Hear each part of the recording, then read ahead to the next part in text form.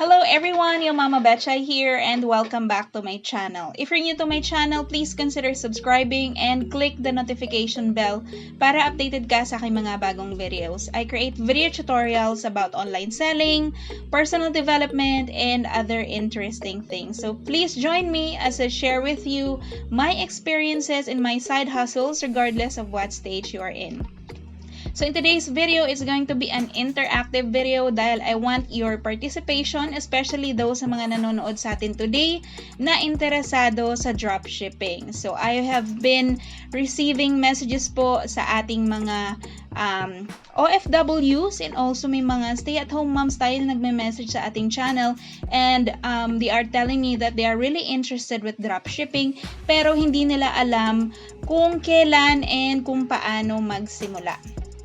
Ayan, so that is what we're going to talk about today. So, i-ready nyo na po inyong ballpen at papel. Kasi again, this will be an interactive and I want your participation para malaman nyo if dropshipping or Dropify.ph is for you. Please take note that this is not sponsored but I created this Dropify series to give you, our viewers, subscribers, another way or option to earn money through dropshipping. Marami pong mga local dropshipping na available sa atin and we also have international dropshipping, and just like any other businesses, it involves risk and a lot of research. Pero if you're someone who believes that opportunity and risk go together katulad ko po, no, then this video is for you.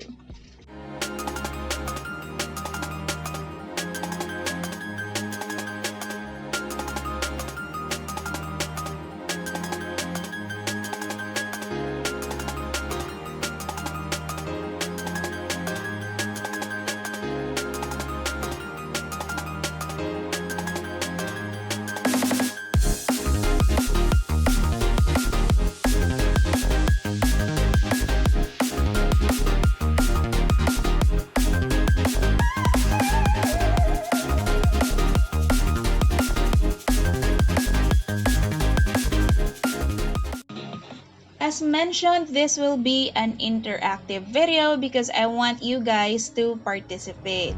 So sit down and you may get a pen or lapis or anything na panulat and also a paper. Hatiin po inyong papel sa dalawa because we are going to answer two sets of questions and isulat natin ang set 1 and set 2 naman sa kabila. Please write down as well ang yes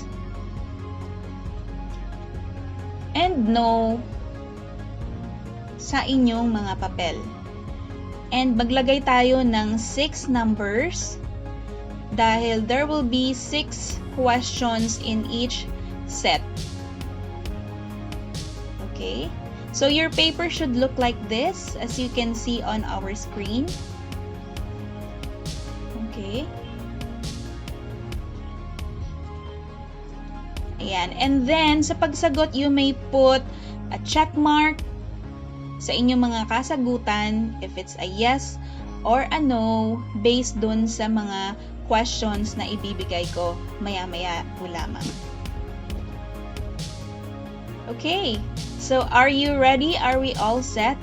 So, here are our set 1 questions. Question number 1. Do you know how to set up a web hosting? Question number 2. Do you know how to set a domain name? Okay, I'm sure that some of you are familiar na. Pag sinabi nating domain name, ito katulad po nito ay www.betchaystore, meron din pong .com, meron ding .co. Okay? And our number 3 question is, are you familiar with WordPress, WooCommerce, o Berlo? Okay? Number 4 question, are you familiar with plugins, Chrome extension? Okay. Our number 5 question, do you know how to set ads effectively? Okay, and when we talk about ads, I am talking about Facebook ads dahil yan po ang isa sa mga marketing tool na ginagamit sa mga online store to generate traffic and to convert sales. Okay? So I'm sure that in your Facebook feeds, you have been seeing mga Facebook ads. Ayan. And then our last question sa ating first set is, do you have at least $315 or 15,000 pesos to spend as a starting capital in launching your online store? Ayan. So those are the 6 questions that we have sa ating first set.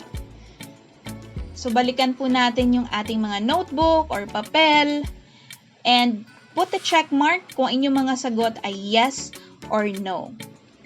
And to sum it up, eto po ulit yung question ng ating first set.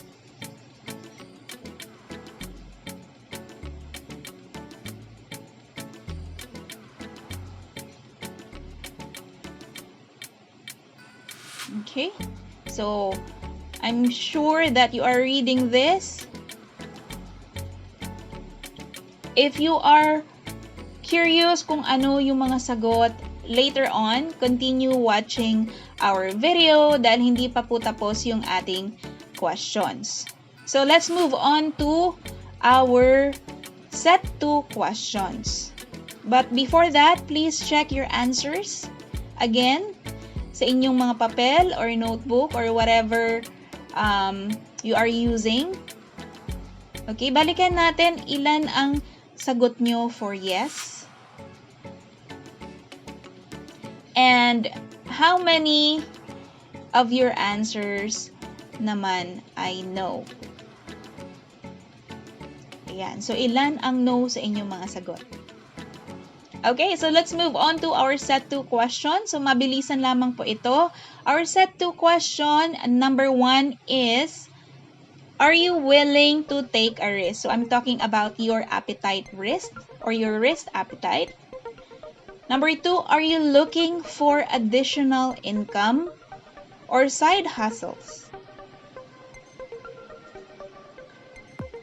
Ayan.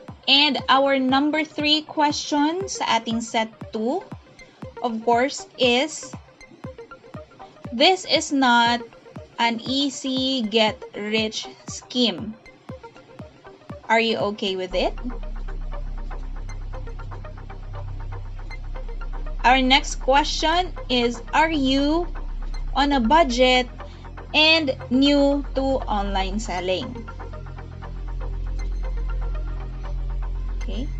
Do you have the ability and willingness to learn?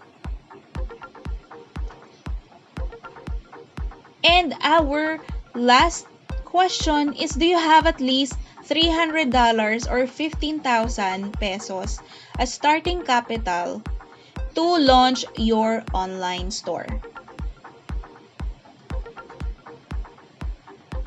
Ayan. So, again, check nyo po inyong mga kasagutan. How many are yeses and how many are nos?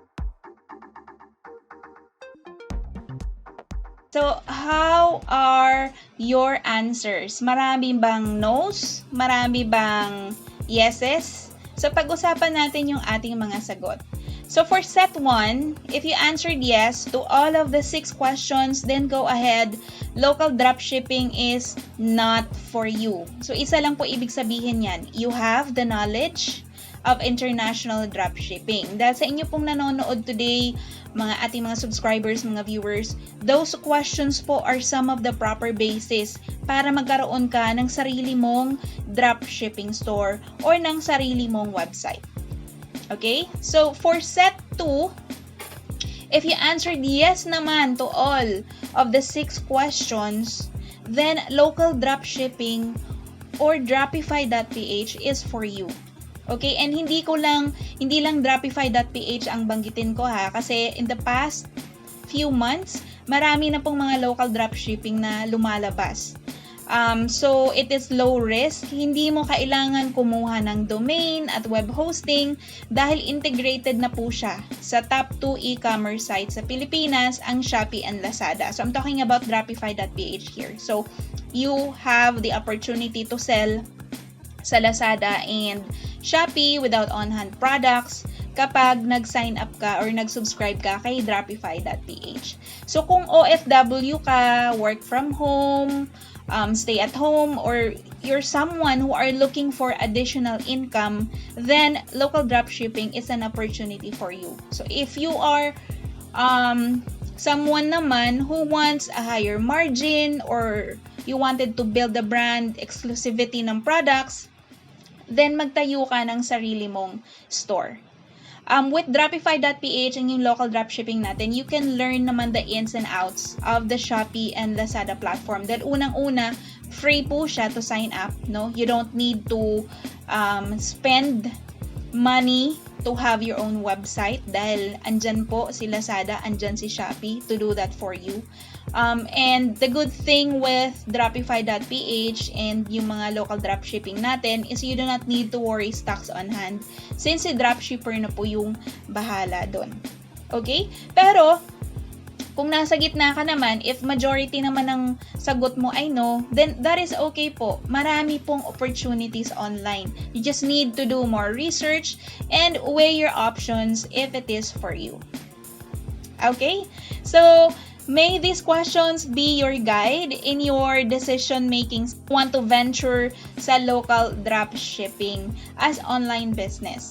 Let me emphasize though that the success depends on you pa rin because you need to invest time, effort, and money in order to be successful. Okay, so that's the end of our video today. Kung nagustuhan nyo po yung ating video and you want more of interactive videos such as this, paki-thumbs up po ang ating video and please do not hesitate to comment down below.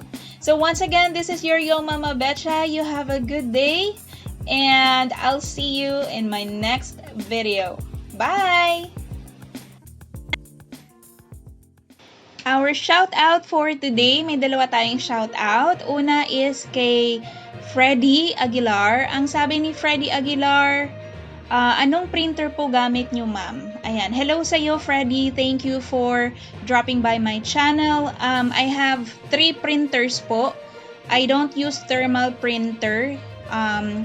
Dalawang Canon IP2770 at isang Brother. Ayan. So, shout out po sa iyo. Our second shout out naman is from Miss Jackie Blanco. Ang sabi niya, thank you for this. Ikaw lang nagustuhan ko nag-explain sa video. Hello sa iyo, Miss Jackie. Thank you so much for appreciating my videos. I really tried my best na maibigay ko po itong mga informational videos and sana ay nakatulong po sa inyo.